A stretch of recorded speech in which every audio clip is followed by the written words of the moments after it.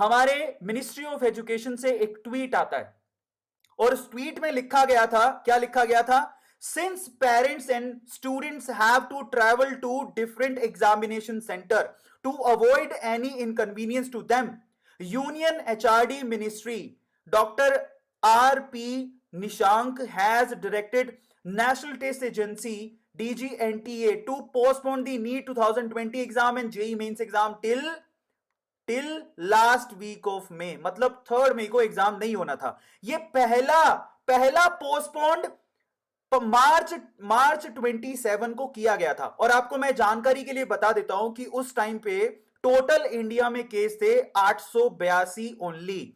882 cases पर हमारी ministry of education ने हमारे एग्जाम को पोस्टपोन कर दिया था 3 मई से लास्ट मई तक, और कोई डेट नहीं बताई थी। अब आप जरा सोचिए, हमारी गवर्नमेंट तक, सब बच्चों को ये डेटा गवर्नमेंट तक पहुंचाना है और ये आप लोगों की रिस्पॉन्सिबिलिटी है कि आप गवर्नमेंट को बताएं कि आपने कब कब क्या क्या स्टेप लिए।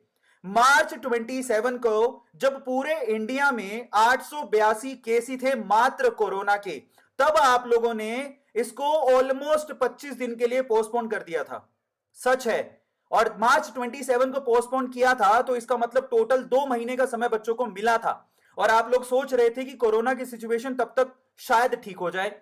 अब मैं आगे लेके चलता हूं, और ये डेटा सच है और सब बच्चों को पता है। अब आप सिर्फ सवाल अपने आप से पूछिए, और आपको गवर्नमेंट से पूछना है कि जब मार्च 27 को 882 केसेस थे पूरे इंडिया में, तब आपने 25 दिन के लिए एक्स्ट्रा क्यों वहां पर पोस्टपोन कर दिया था नीट और जेईई के एग्जाम को, ये कहते हुए कि पेरेंट कैसे ट्रैवल करेंगे, स्टूडेंट कैसे ट्रैवल करेंगे। तब तो बारिश भी नहीं थी, तब आपने पोस्टपोन कर दिया था। ठीक है, चलो कोई बात नहीं, हम कोरोना से डरे हुए थे, पोस्टपोन कर दिया था, हम लोग तैयार नहीं थे, कोई बात नहीं। आगे उसके बाद मई 22 को एक पब्लिक नोटिस आता है, आप लोग देख लीजिए, मई 22 को एक पब्लिक नोटिस आता है।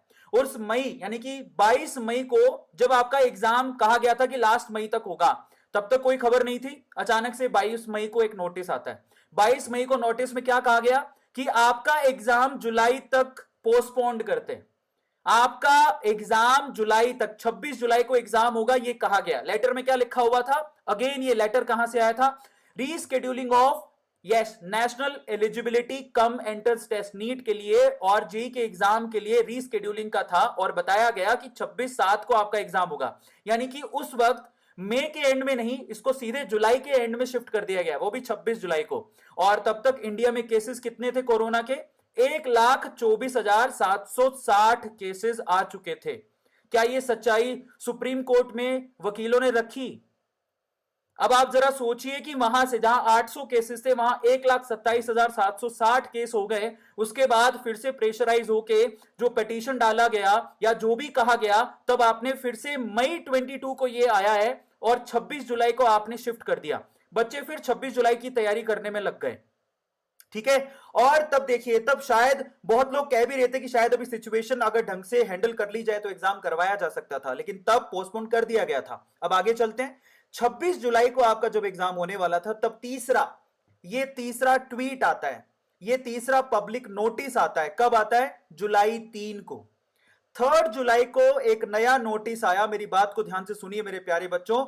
26, मेरी बात सुनिएगा, 27 जुलाई को एग्जाम होना है, 3 जुलाई को फिर से नोटिस आता है, और इसको ट्विटर हैंडल पर हमारे एमएचआरडी मिनिस्टर ने शेयर किया। क्या लिखा हुआ था? On demand from various candidates regarding correction, है ना, and particular choices of centre in the city, online application form NEET. ये एक नोटिस आया था जो भी, और इसको रीस्केड्यूल कर दिया गया था। और कब कर दिया गया था जरा आप देखिए। इस पब्लिक नोटिस को हमारे एमएचआरडी मिनिस्टर ने शेयर किया था और बोला था कि अब आपका एग्जाम सितंबर को होएगा, 13 सितंबर को। ये तीसरी बार रीस्केड्यूल किया गया, और उसके पीछे का लॉजिक वही था, कोरोना की सिचुएशन। और आप अनबिलीवेबल, जरा आप चेक करिए, जब ये नोटिस आया है तब पूरे इंडिया में केस कितने हैं? जब ये नोटिस आया था कि हम लोग 13 सितंबर को एग्जाम करवाएंगे, आज के टाइम पे केस कितने आ रहे हैं सर? आज के टाइम पे केस आ रहे हैं, जरा आप चेक करो, ये कितना नंबर लिखा हुआ है, आप लोग मुझे बताओ। इतना बड़ा नंबर है, आप लोग मुझे बताओ। 28,35,822 cases. Can you imagine? 28 lakh cases. आप कहां से शुरू हुए थे? आप 882 केसेस से शुरू हुए थे। 882 केसेस पे आपने पोस्टपोन कर दिया। 1,24,000 केस पे आपने पोस्टपोन कर दिया। अब जब पूरे देश में 28,35,822 केसेस आ गए हैं, तो अब आप कह रहे हैं कि बच्चों को एग्जाम देना चाहिए। सर, मेरा सवाल यह है कि यह कैसे पॉसिबल है?